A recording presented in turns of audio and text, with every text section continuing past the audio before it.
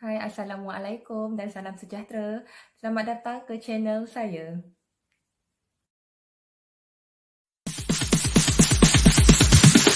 Sorry, it's DJ.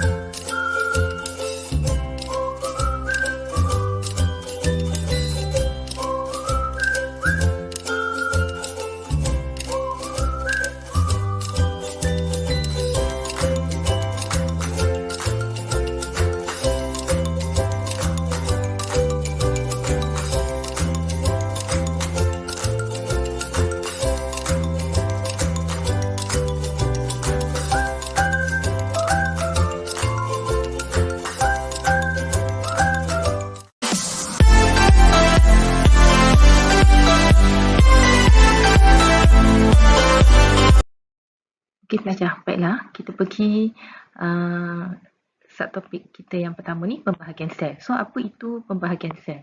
Jadi pelajar kena tahu dululah pembahagian sel tu apa. Okey, kita tengok. Okey, pembahagian sel. Okey, terbahagi kepada dua jenis, okey, iaitu mitosis dan meiosis. Okey. Okey, apa perkara kedua yang pelajar perlu tahu tentang pembahagian sel? Okey, fungsi dia untuk pertumbuhan dan pembiakan. Dan yang ketiga, kepentingan dia. Apa pentingnya proses pembahagian sel? Mewariskan gen induk kepada sel anak. Okey, ini antara 3 poin penting yang pelajar perlu tahu dulu tentang pembahagian sel.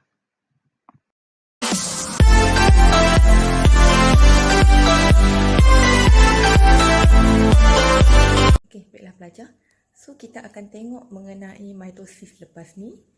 Okey, apa yang kita akan bincangkan, apakah itu mitosis, berapa bilangan sel anak yang dihasilkan dari proses mitosis, adakah proses mitosis ni menambahkan bilangan kromosom ke, mengurangkan bilangan kromosom ke. Jadi itu yang kita nak tengok selepas ni. Okey, jadi pelajar boleh take note dan ambil perhatianlah dengan penerangan selepas ini. Okay, so sekarang kita nak tulis sikit apa itu mitosis. So mitosis. Okay, apa itu mitosis? So kita boleh tulis kat sini, mitosis ialah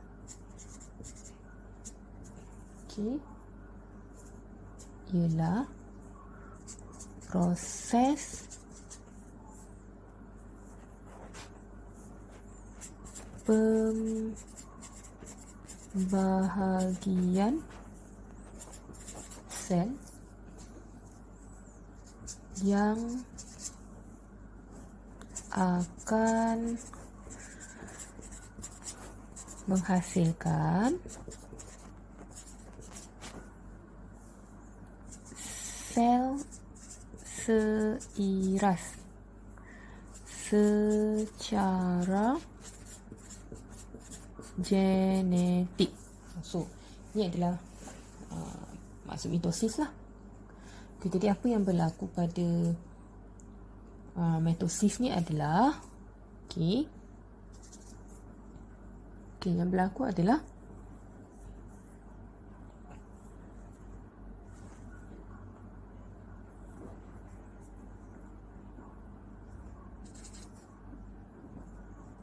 DNA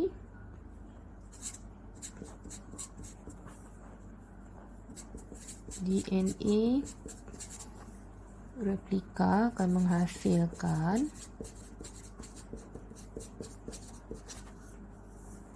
dua sel anak yang mempunyai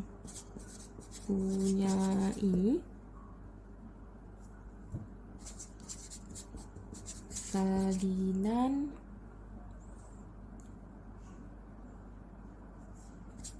DNA yang sama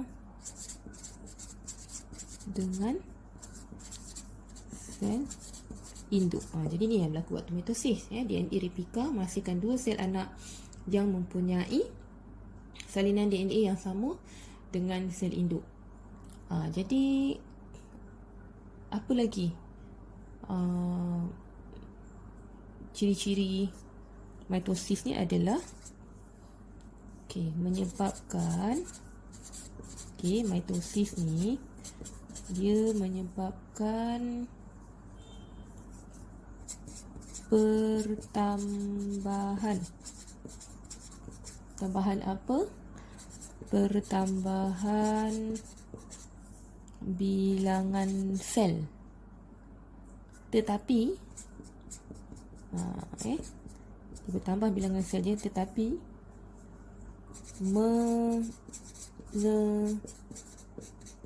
mengekalkan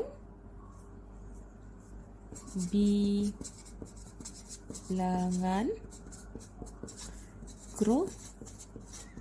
kromosom. Okey. Jadi kita boleh lengkapkan lah kita punya peta bulatan. Okey. Boleh dapat satu nota dekat sini. Okey. So, complete satu lagi, iaitu tentang sedikit sebanyak tentang mitosis. Okey, untuk pengetahuan pelajar, proses mitosis ni berlaku pada manusia, berlaku pada haiwan, berlaku pada tumbuhan, organisma unisel. Okey, jadi untuk penerangan selanjutnya, saya akan terangkan dekat mana berlakunya proses mitosis ni. Kalau dalam manusia dengan haiwan, dekat mana? Kalau dalam tumbuhan, di mana pula? Dan begitu juga dengan organisma unisel. Dan adakah proses mitosis organisma unisel ni sama kaedahnya dengan mitosis dalam haiwan, tumbuhan atau manusia? Okey. Jadi kita tengok penerangan selepas ini. Proses mitosis. Proses mitosis. Okey, kita buat peta lain pula lah. Okey, proses mitosis ni dia berlaku dalam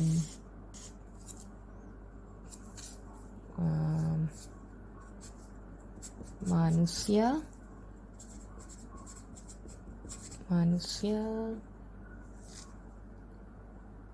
dan haiwan. Okey. Lepas tu dia juga berlaku dalam tumbuhan. Okey. Juga berlaku dalam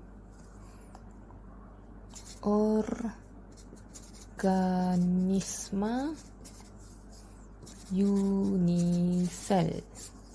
Okey. So, kalau dekat manusia dengan haiwan, dia berlaku kat mana? Okey, kalau manusia dengan haiwan, dia berlaku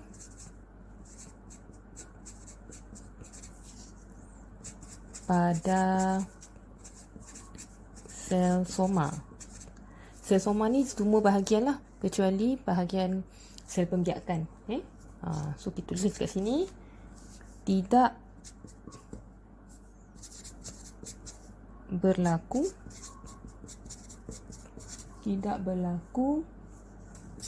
pada sel seks.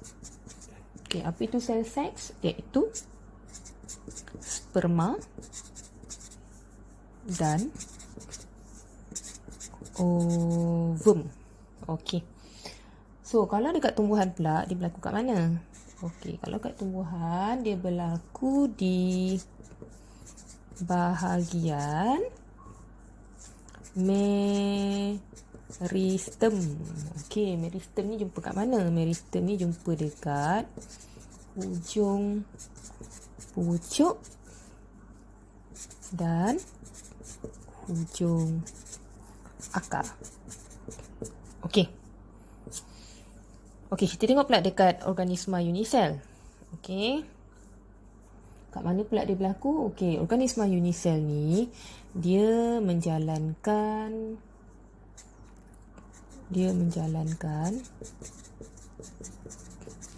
okey, pembiakan aseks. Pembiakan aseks. Okey.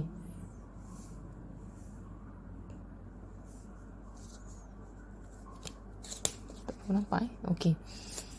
So, apa penerangan dia? Okey. Hanya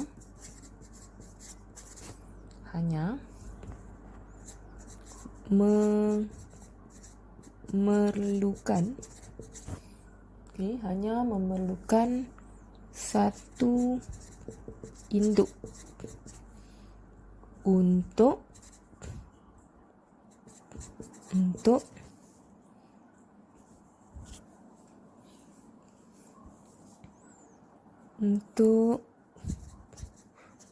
hasilkan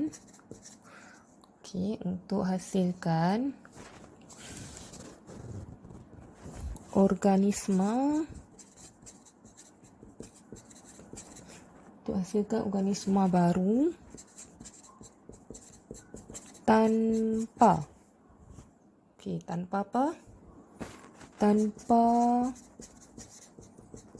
kehadiran siapa? Kehadiran sel pembiakan. Kita baca balik. Okey, organisma unisel ni dia menjalankan pembiakan aseks di mana dia hanya memerlukan satu induk untuk hasilkan organisma baru tanpa kehadiran sel pembiakan. So, contohnya adalah okey, contoh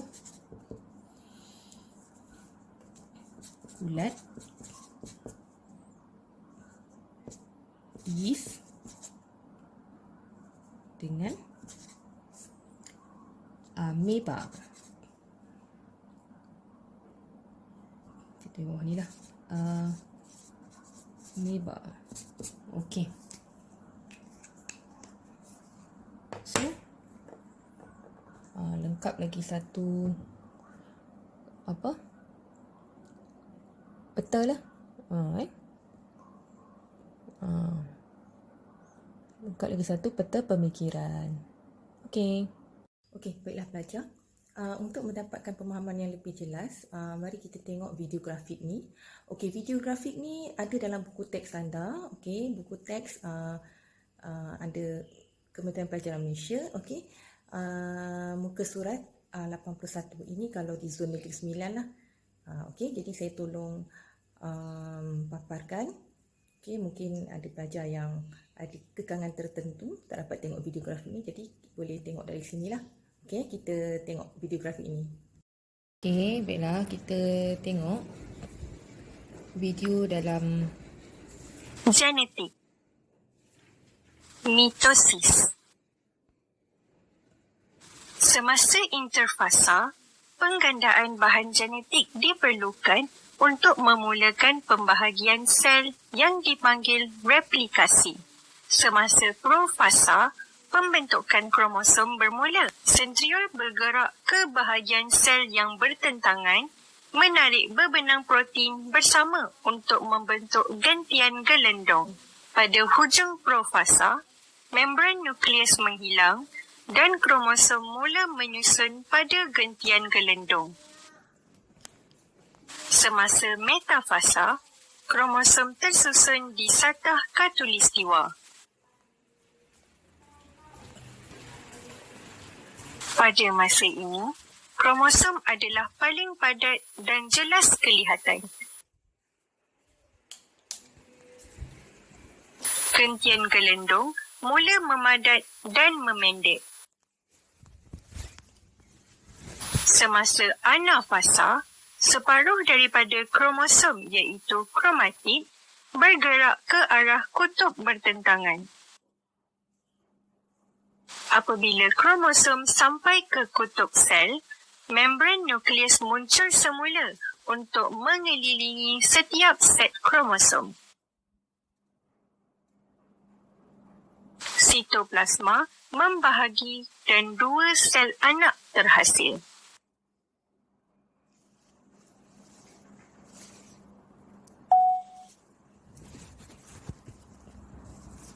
Baiklah pelajar, apa itu proses pindah silang?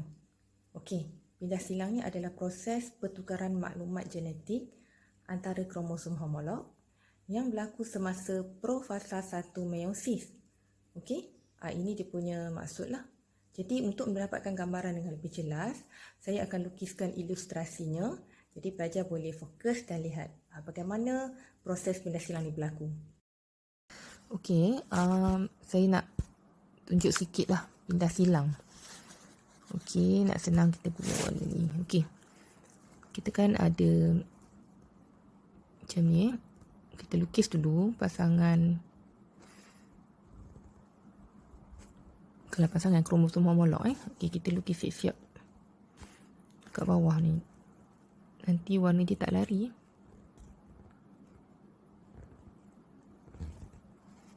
Okey, lagi satu warna, katakan kita ambil warna biru lah. Okey, katakan berlaku pertindihan lah.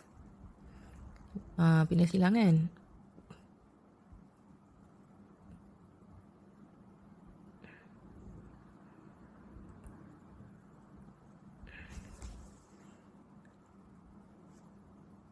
Okey, senang kita color lah. Okey, kat mana berlaku pindah silang ni? Yang ni lah yang kat bahagian berlaku pertindihan ni kan. Kita main color-color sekejap. Okey, set.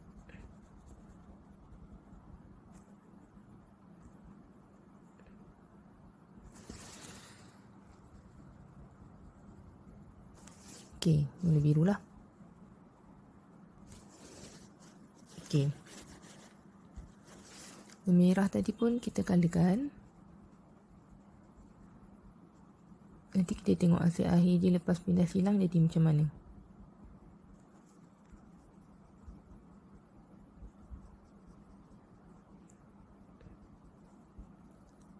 Sekejap ya.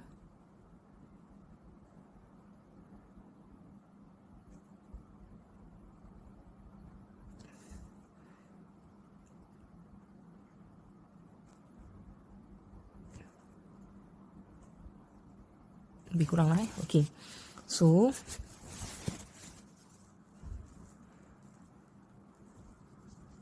selepas proses pindah silang tu nanti, dia punya hasil last dia, kita tengok berlakulah pertukaran bahan genetik dekat tempat yang bersilang tadi tu. Okey. Jadi, ni merah. Tapi ada sikit akan warna biru lah. Okey, maksudnya kat sini. Yang bersilang tadi tu warna biru.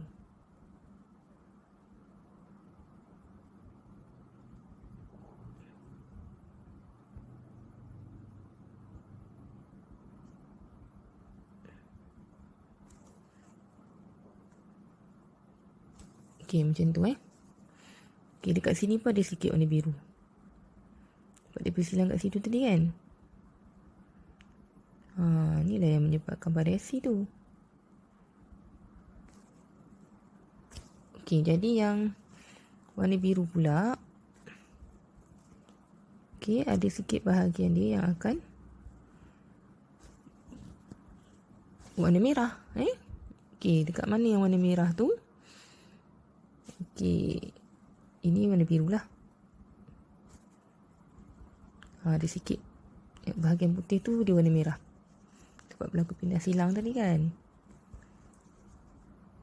Oh, sorry.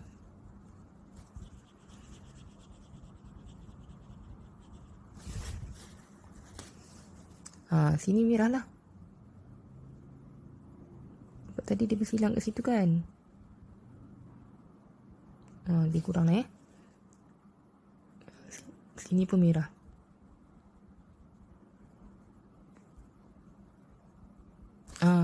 Jadi kat mana berlakunya proses pindah silang tu, dekat mana?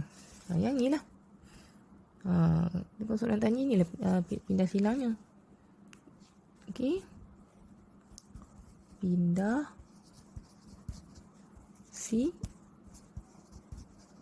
silang. Okey. Jadi last dia macam ni. Okey. Okey, jadi saya harap bolehlah faham sikit tentang pindah silang. Okey, terima kasih. Okey, baiklah sekarang pelajar kita tengok apa itu kepentingan mitosis. Okey, tengok kepentingan mitosis. Yang pertama,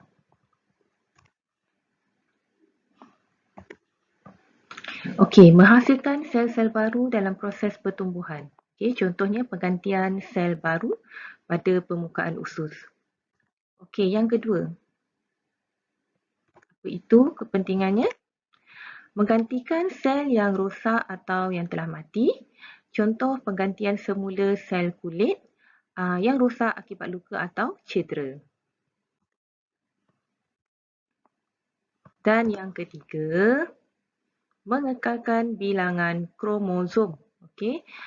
Contoh bilangan kromosom sel baru yang digantikan adalah sama dengan bilangan kromosom sel induk. Okey, ini ketiga kepentingan mitosis yang pelajar-pelajar perlu tahu.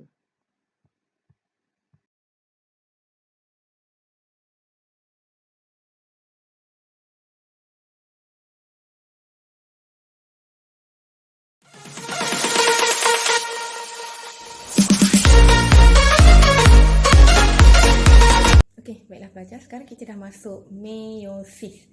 Jadi apa itu meiosis? Okey, jadi penerangan saya selepas ini adalah tentang meiosis. Jadi kita akan tengok proses meiosis ni menghasilkan berapa sel anak. And then proses meiosis ni bilangan kromosom dia macam mana? Adakah separuh ke atau sama dengan induk ke macam mana?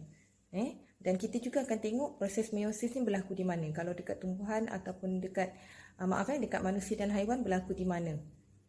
Jadi kita akan tengok dengan lebih lanjut penerangan selepas ini.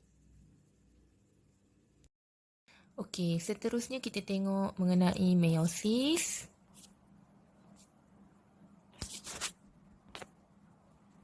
Okey. Apa itu meiosis? Proses pembahagian sel yang menghasilkan 4 sel anak. Okey, seterusnya sel anak ataupun gamet ni dia berbeza secara genetik. Okey. Okey, apa lagi tentang meiosis yang pelajar perlu tahu? Bilangan kromosom dalam sel anak adalah haploid. Haploid ni maksudnya separuh daripada bilangan kromosom sel induk. Kalau dia penuh kita panggil diploid lah, kalau separuh haploid. Okey, berlaku di sel pembiakan. Kalau pada manusia dan haiwan berlaku di testis dan ovary. Kalau di tumbuhan berlaku pada enter dengan ovari. Okey, itu antara poin-poin penting lah yang anda perlu tahu dulu tentang meiosis. Okey, untuk mendapat gambaran yang lebih jelas tentang meiosis, kita boleh tengok video grafik ni. Okey, video grafik ni diambil daripada buku teks awak. Okey, buku teks KSSM tingkatan 4, muka surat 80. Okey, untuk zon Negeri Sembilan lah, zon selatan. Okey, so kita tengok. Okey, so now kita tengok video daripada buku teks untuk proses meiosis. Meiosis.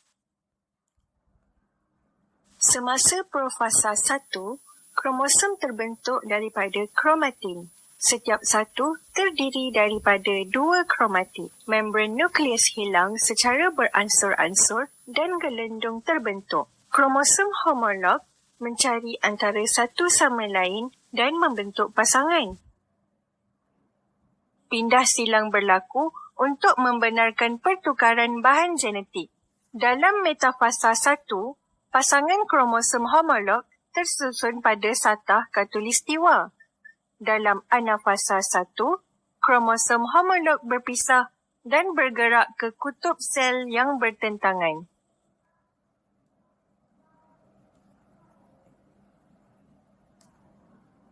Dalam telofasa 1, sitoplasma membahagi dan dua sel anak yang haploid terbentuk.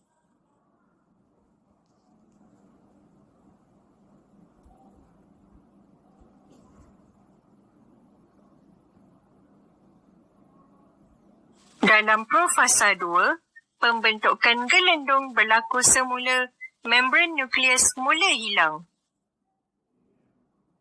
Dalam metafasa 2, kromosom tersusun pada satah khatulistiwa. Dalam anafasa 2, jentian gelendung menarik kromatid ke arah yang bertentangan.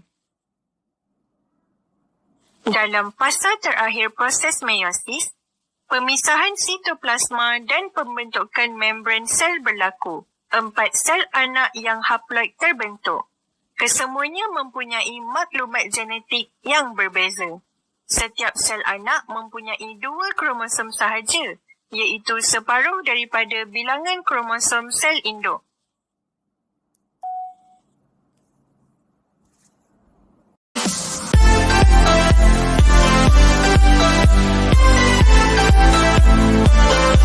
Seterusnya, mari kita lihat perbandingan di antara mitosis dan meiosis. Jadi perbandingan ni termasuklah kita tengok apa persamaan antara mitosis dan meiosis dan apa pula perbezaan antara mitosis dan meiosis. Okey, jadi kita tengok lepas ni. Sekarang kita tengok apakah persamaan dan perbezaan antara mitosis dan meiosis. Kita tengok persamaan dulu. Mitosis dan meiosis, persamaannya adalah yang pertama, kedua-duanya adalah pembahagian sel. Melibatkan pembahagian sel lah. Okey, maaf Okey, so yang ni persamaan yang pertama. Okey, persamaan yang kedua, kedua-dua proses mitosis dan meiosis ni melibatkan proses replikasi DNA.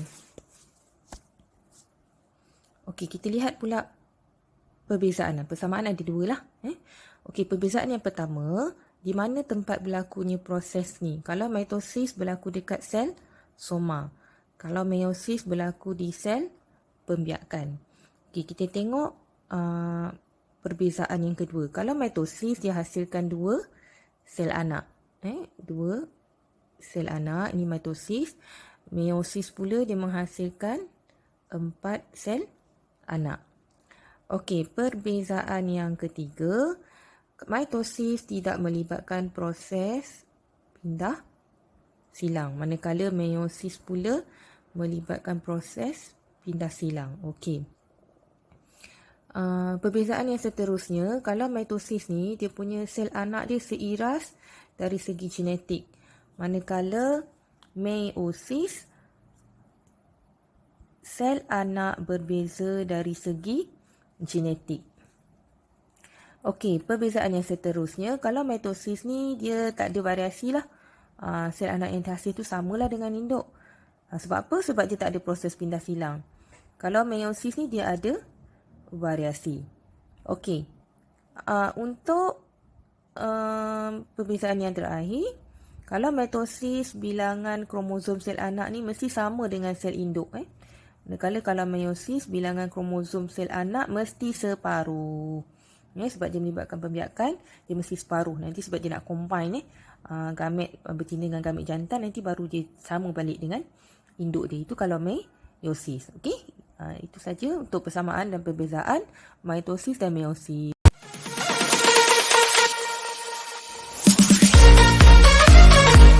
Okey, setelah kita pelajari tentang mitosis dan meiosis satu persatu tadi, tak lengkap rasanya kalau kita tak tengok kepentingannya. Okey, jadi penting untuk kita tengok. Jadi kita tengok lepas ni apa itu kepentingan mitosis dan meiosis. Okey. Okey, baiklah. Untuk hari ini kita tengok kepentingan mitosis. Okey, yang pertama, Okey, boleh kita tengok dekat sini.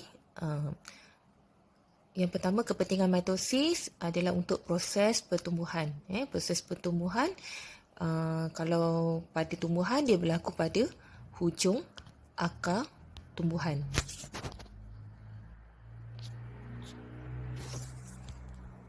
Okey, seterusnya.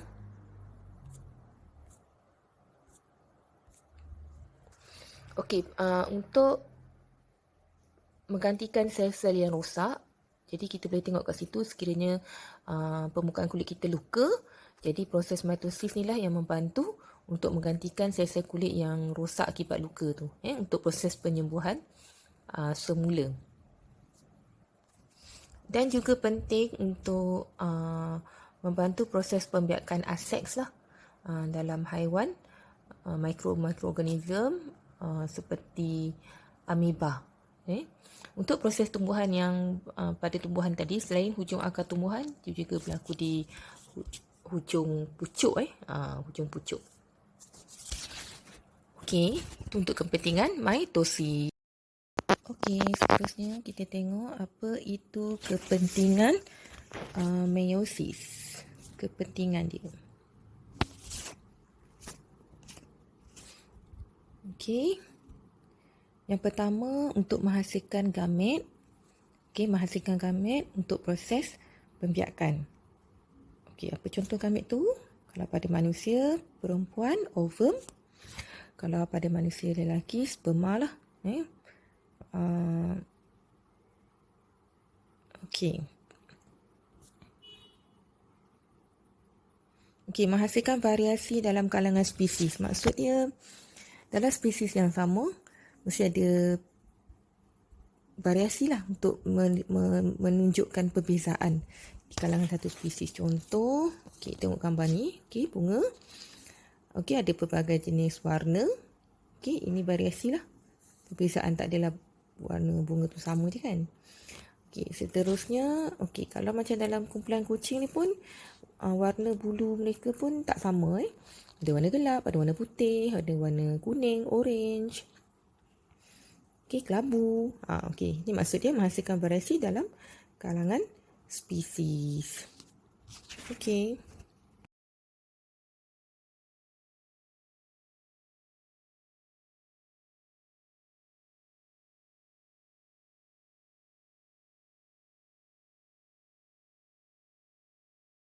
Okey, baiklah pelajar, kita dah berada di akhir sesi untuk slot kali ini. Jadi saya harap pelajar-pelajar semua telah mendapat ilmu yang bermanfaat untuk sesi pengajaran dan pembelajaran pada hari ini. Jadi untuk sebagai tanda sokongan, jangan lupa like, subscribe, share dan komen. Okey, dan jangan lupa tekan butang loceng sebagai tanda sokongan kepada saya untuk menghasilkan lebih banyak video PDPC selepas ini. Okey, terima kasih.